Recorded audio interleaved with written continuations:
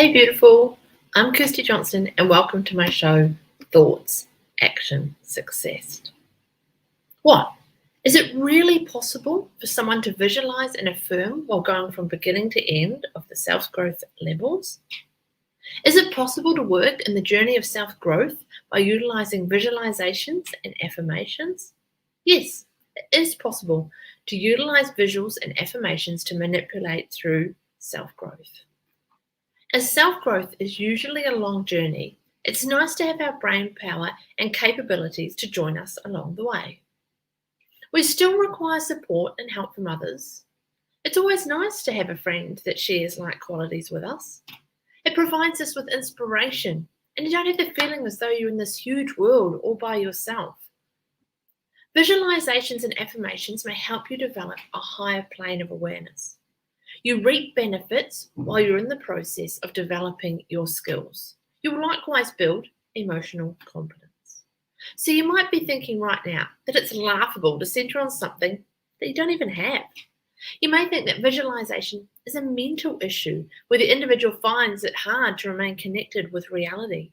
But the fact is, we all have visualizations, and we may utilize these pictures in the mind to move us through the process of self-growth. From start to finish, we all must advance in the self-growth process. So self-growth is a procedure that lets us utilize visualization and affirmations to control through the procedures. Affirmations and visualizations are being utilized to help people with obtaining a positive mind.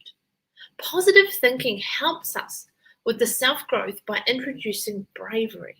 Mental picture has been widely used as enforcers. Affirmations are acknowledgements of the inner self, which provides us with inspiration to keep moving forward. The affirmations provide us with the aptitude to maintain and defend our intentions.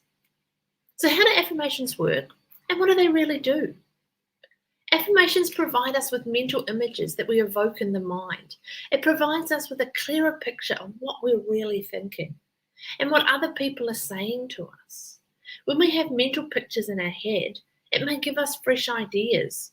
We produce dreams through mental pictures, which then in turn helps us to develop these fresh ideas. So mental images are frequently produced through what we call affirmations.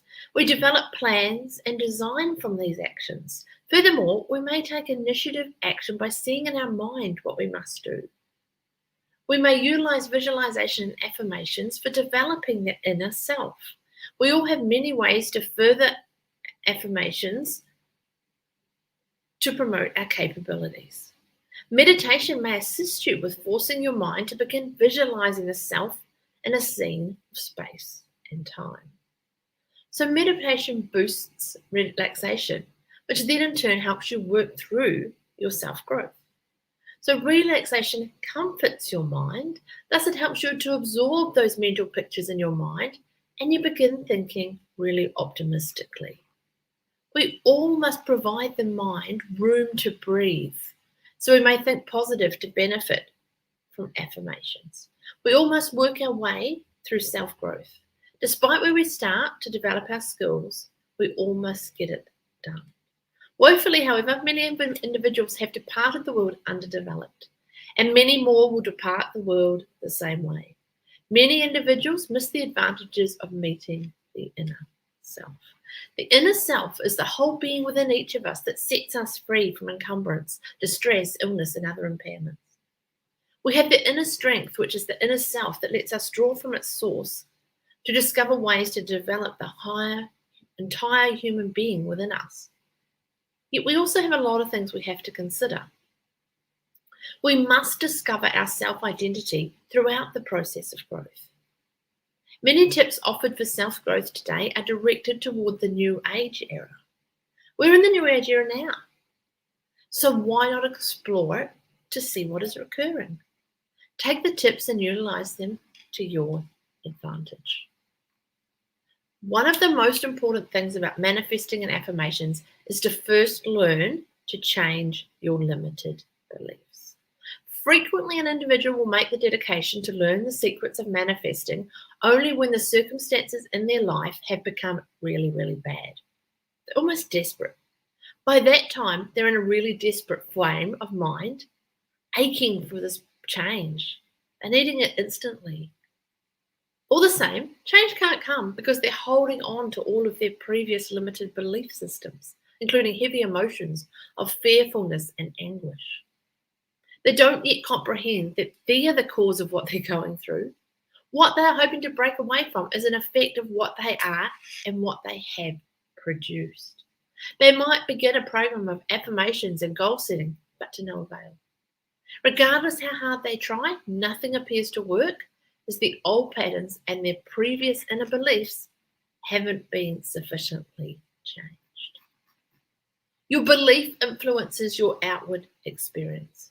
What is real for one individual isn't going to be real for another individual. Two very different individuals may start up a similar project with the same tools, but both will get greatly different results. This is entirely based on the belief system of each individual. So it's essential to learn how to change your belief system. 3 things that have to be changed. 1, alter your feelings about the nature of reality. As you discover how reality works, you are able to make a study of the manner in which events flow into your life. By studying as much as possible, you will slowly start to alter your previous belief of what is possible. You have to immerse yourself in the teachings of manifesting and affirmations. Every instructor will express themselves a bit differently, but each time you will have acquired something new and valuable to add to your developing knowledge. Number 2, learning to realize that you are the cause. Realizing that you're the cause and everything that happens to you is an effect of the way in which you see life. You can't successfully manifest changes if you don't know or realize how you're already producing the events that are currently occurring in your life. How may you change something if you don't understand or believe that you're the cause of it? Number 3, changing fearfulness. The sole thing which separates you from what you wish to bring about in your life is fearfulness. Fearfulness comes out of a belief in scarcity. Fearfulness likewise comes from deficiency of knowledge. If you comprehend the nature of reality and the universal laws, not only will you become aware that you are able to have whatever you wish, but you will likewise become more confident in the whole creative process. Fearfulness on all levels kills your power to bring about what you want. When you're feeling frightened about your circumstance, it means that you're investing most of your thoughts towards a negative outcome. When what you center your mind on enlarges, what your fear manifests into a tangible reality. By learning to relinquish fearfulness and worry, you let the creative flow get into your life. Think for a minute that you're holding a garden hose in your hand. You've turned on the tap to let the water flow naturally. Now simply imagine that you're holding the hose as tightly as you are able to, stopping the water from running through it. Now suppose again that you've released your grasp on the hose, allowing the water to spurt out. If you hold tightly to the hose, stopping the water from running, this may be compared to your fearful thoughts and beliefs. All the same, when you feel excited, hopeful, and optimistic, this may be compared to the free flow of water easily moving through the hose.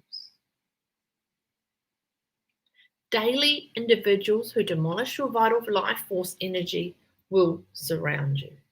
Whether it's your mate, some other family members, a colleague, or acquaintances, somebody is claiming your energy. Do you frequently find yourself lingering over experiences? When you invest many minutes to many hours thinking of a preceding state of affairs, you're living in the creative domain with that experience. Based on the mental laws, that state of affairs will revive itself in your life when all circumstances are correct. We're all energy vessels, and our relationships with other people are centered on an exchange of energy. When disconfirming, individuals compromise your vital force energy. Not only do they absorb you in their damaging thought patterns, but also your vital force energy takes a dangerous dip. Have you ever discovered yourself in the company of somebody who left you feeling pathetic or extremely tired? After being in their company for a long period of time, everything around you seems cloudy and dim. If you're feeling cloudy and dim, you will produce more cloudy and dim moments. Individuals who bear such low energy absorb from your own energy. There is a void inside them, and that emptiness replenishes itself by absorbing the energy from yourself. Once your energy is low, your psychological state takes a decline, and your manifesting and affirmations power takes a great and unfortunate plunge. Extending time in the company of those who are drawing power from you may make you lose your mental power as well as make you feel unwell. It's totally essential to be able to sense the energy that other people carry, as this will either heighten or drain your manifesting and affirmation potential. If you're finding it difficult to draw in some of the things you wish despite your work, it's time to have a really good look at the individuals who you spend most of your time with. Individuals often state, how come I feel stuck? Or how come I keep meeting the same type of individuals and experiences? What they aren't thinking of is that they are forever centered on the same preceding experience, which then recreates itself in their life. You can't bring about fresh experiences while investing lots of mental energy in the past. When you keep playing back thoughts of a cheating partner, you'll frequently draw in that situation to yourself again. You might not always draw in this very same characters into your life, but you'll for sure draw in new characters that will help you live out the story you're replaying in your brain. The most potent tool in the manifesting and affirmations process is the awakening of the psychic brain. Do you know that feeling of wanting something so seriously that you feel tense and tormented? That wanting feeling is synonymous with fearfulness. With my clients, I frequently refer to the psyche as the navigator. Believe that you can't really arrive at valuable changes in your life without the development of that mighty part of yourself. When this is developed, it leads you to the correct places and what to accomplish next. You have frequently heard of individuals who visualize, arrange goals, made vision boards, but yet could not seem to make that succeeding step. But when the psyche is developed, signs and synchronicities will guide the way to quicker results. You're forever given little signposts on what steps to assume or who to talk to or where to go. Frequently, individuals miss these signs, even if they're repeated over and over again. Unfortunately, when these chances are missed, an individual may stay stuck without seeing results in their life. It's rather prosperous to open up to the psyche and gain guidance and clean-cut vision of what you want to manifest. With a couple of prosperous steps, you are able to learn how to apply a 3-step process to manifesting and affirmations. Step 1, embed a picture of your goal. Step 2, acquire feelings. Step 3, take action. By using these steps, you are able to learn to get immediate answers from your brain on what steps you should be taking. You're able to know if somebody is here to assist you or hinder your progress. Acquire answers on what steps to take to make more income, and so much more. Understand that when you're in a wanting state, you're no longer in alignment with your desire. Rather, you're resonating with fearfulness and the lack of the thing you wish for. All of your thoughts and feelings are going to the fact that it's not currently there. The state of lack. The more you want, the less you have. Once you want, you are passing on to the brain that you do not have it. To bring about something, you must be in a relaxed state. This is the key. There has to be an inner quiet and inner knowing. That may only come from, first of all, knowing the truth of reality, changing your belief, and then mental training. You can't force yourself out of the wanting state. You have to encode your body and your brain into a deeper state of already believing you have something. So let me share with you my step-by-step plan to carry out affirmations. Consider your electropositive attributes. Scrutinize yourself by arriving at an inventory of your finest characters, abilities, and other attributes. Are you gorgeous? Yes, you are. Write it down. Are you a hard worker? Take note of it. Write it down. Put down every quality in a short sentence beginning with I and utilizing the present tense. I am beautiful, for instance, or I am generous. These statements are affirmations of who you are. We seldom center on those matters that we truly like about ourselves, rather than choosing to linger over things we'd like to alter. We will do it. We need to change. Making a list will help you break that cycle, and utilizing these affirmations to help you appreciate who you are will provide you the confidence you require to accept your affirmations of who you wish to become. Consider what negative scripts you wish to counteract or what positive goals you wish to achieve. Affirmations may be exceedingly useful to counteract damaging perceptions you have acquired about your appearance, your abilities, or even your potential. Affirmations may also help you accomplish particular goals, such as maybe losing weight or stopping smoking. So make a list of your goals or the adverse self-perceptions you wish to change. You might determine, after doing this process, that you have many goals or that you put forward many counter scripts. But it's just best to center on just a few at a time. So pick out those that are most crucial or most pressing and work with those first. Once you see betterment in those areas or achieve those goals, you can formulate new affirmations for additional items that appeared on that list. So write down your affirmations as I can statements. Put down a statement affirming the fact that you can accomplish your goals. For instance, if you wish to stop smoking, a statement like I can stop smoking is a great beginning, but it's often recommended that you avoid any kind of negative connotations in that statement. So instead, you might want to refine it a bit and say something like, I can free myself from smoking. I will statements. Spell a statement affirming that today you're really going to utilize your ability to accomplish your goal. So, based on my previous example about smoking, you may say, I will be smoke-free today. Again, that affirmation ought to utilize positive language and ought to plainly express what you'll do today to accomplish the long-term goal. So match up some of your favorable attributes with your goals.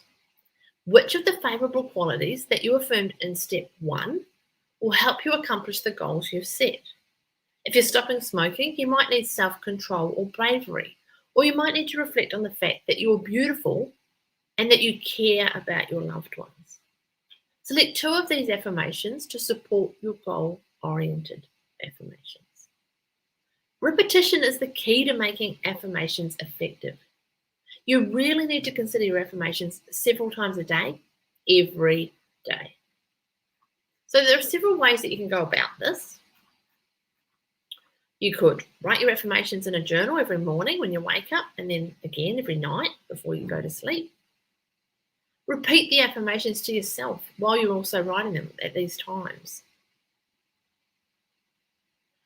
Ideally, your affirmations ought to be the first thing you consider when you wake up and the last thing before you go to sleep at night. So close your eyes, exclude the rest of the world, and consider your affirmations. Just take that time. Be totally focused, be totally present on your affirmations. Say and repeat the words, but really feel it into it. Consider what the words really mean to you. Consider the future and try to feel the emotions that the affirmations bring up. How will you feel when you've really achieved those goals? You can utilize some cards or post-it notes to write your affirmations. Write them 1 per card or 1 per post-it note. And make multiple ones for each affirmation. And then leave these cards where you'll see them. The bathroom mirror, on the fridge, or some other key place that you're going to see them. So every time you see the card, you read it and consider what it means. You could make a list and put it in your wallet or your purse. Carry it with you always. When you need a pick-me-up, when you're struggling, or if you discover yourself about feeling wavering from your goals, pull them out, read them. The more you affirm something, the more steadfastly your brain will accept it. If you're attempting to accomplish a short-term goal, utilize your affirmations until you achieve it. If you merely wish to utilize affirmations as a counterscript, utilize each one as long as you wish. So, self-affirmations are positive statements or self-scripts that may condition the subconscious so that you're able to develop a more positive perception of yourself. Affirmations may help you to alter adverse behaviors or achieve goals. They may likewise help undo the harm caused by damaging scripts. Those things which we repeatedly tell ourselves or which other people repeatedly tell us that add to a negative self-perception. Affirmations are simple to create and utilize, but you'll need dedication to make them work. Use these pointers to help you get the most out of these powerful tools. Over in my Facebook group, Thoughts, Action, Success, I've got some sheets available, which I'll upload just after the show, to help you write your affirmations and give you some more pointers and more detail about how to go through the process. So the next episode is all about, it doesn't matter where you find yourself on your journey, whether it's your career or your personal endeavors, you know that the feeling of being overwhelmed is a natural byproduct of success. Achieving your goals doesn't come easy, as cliche as that may be to say. Whether you're employed, you're in a transitioning phase of your own business, or you're just starting out with your entrepreneurial journey, or you deal with any other kind of work, you are dealing with stress every day. Sometimes even every minute. So my next episode of Thoughts, Action, Success is all about sharing the 10-second stress tactic that I've discovered and I'm sure will help you live a happier life. I'm super excited to share this with you and everything else that I discover on my journey. This is what this show is all about. It's about sharing with you what I've learned and hoping it will help you live your best life. In the meantime, I'd love to share with you another opportunity of a free, no obligation 20-minute discovery call with me to have a chat about how coaching has changed my life and how it could really work for you. All my contact details are available on my Facebook page or on my website, kirstiejohnson.com. I'd love to hear from you. And as I said earlier, come on over, join me in the Thoughts, Action, Success Facebook group for some more exclusive access to further inspo action from this and previous episodes.